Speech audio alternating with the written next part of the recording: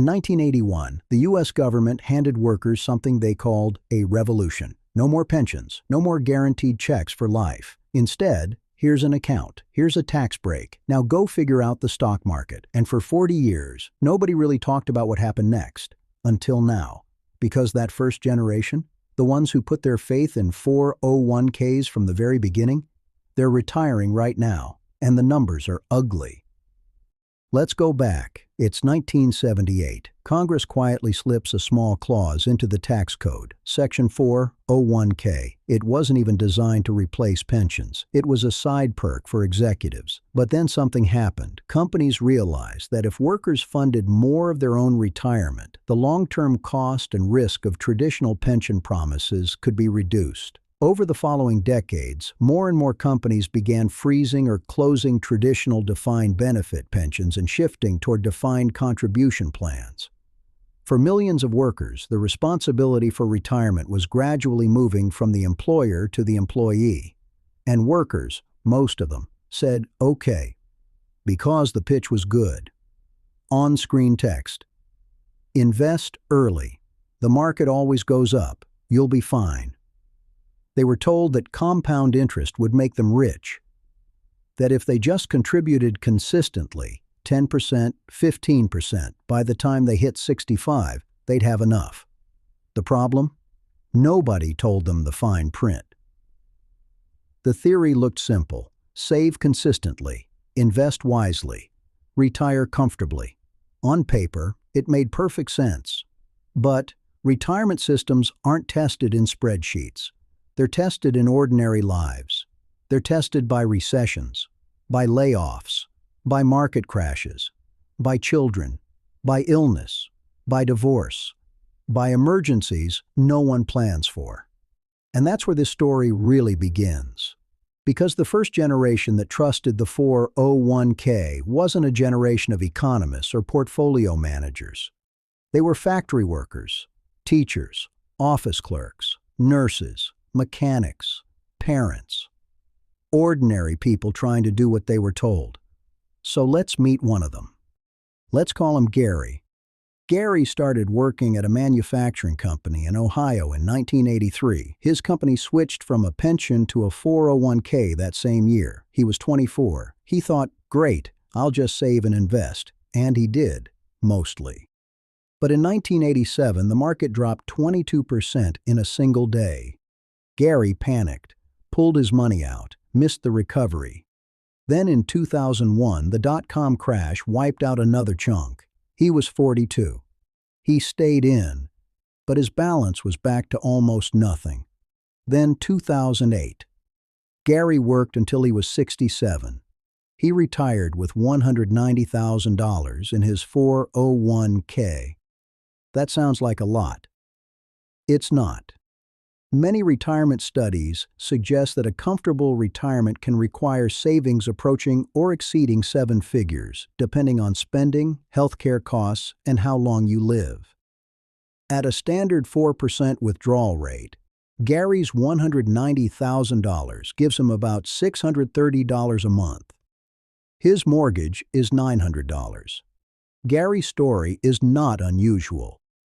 For millions of Americans approaching retirement, the numbers look uncomfortably similar. Now let's call her Sandra. Sandra was smarter about it, honestly. She contributed the maximum she could. She diversified. She read the pamphlets and went to the company seminars. But Sandra also raised 2 kids as a single mom in the 90s.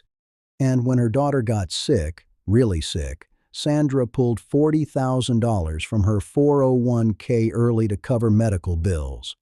The 10% penalty, the taxes, the lost compound growth over the next 20 years.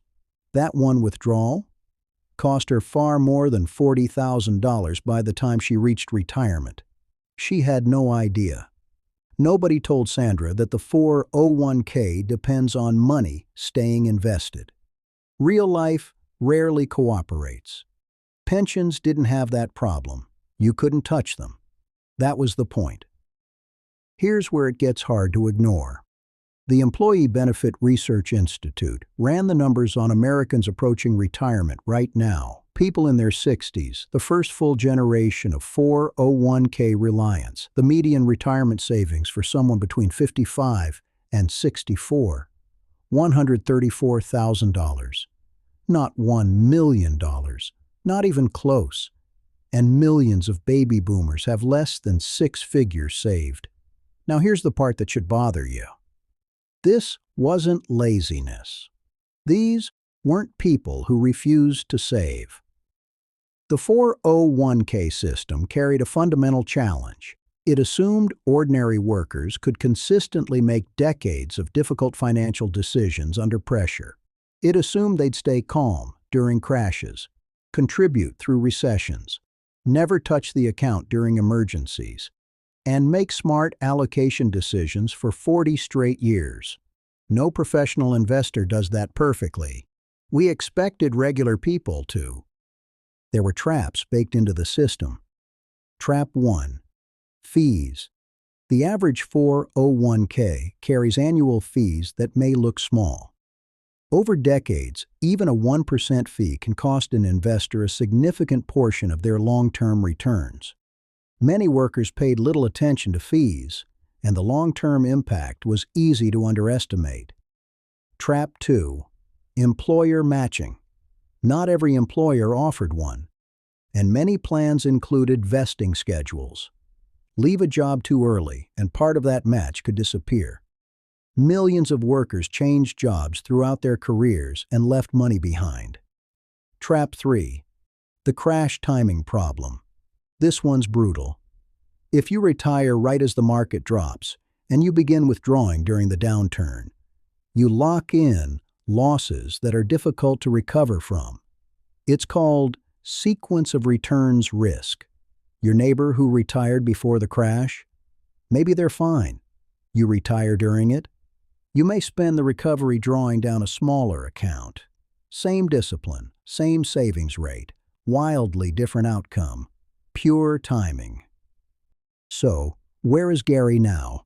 He works part-time at a hardware store, not because he wants to, because his retirement savings don't fully cover his life. Sandra moved in with her daughter, the daughter she once emptied part of her retirement account to save. There is no villain in this story. That's what makes it difficult. Companies made rational business decisions. Governments created tax incentives that looked promising on paper. Workers made the best choices they could with the information they had. And sometimes, they didn't have a good choice at all. The truth is, the first generation of 401k workers wasn't just saving for retirement. They were unknowingly testing a new system. And 40 years later, we're finally seeing the results.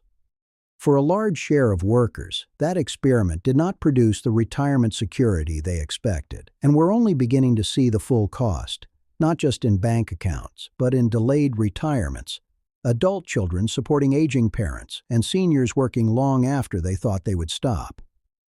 This is what a policy failure can look like when it finally lands. 40 years later. The 401k isn't going anywhere. It's the system we have.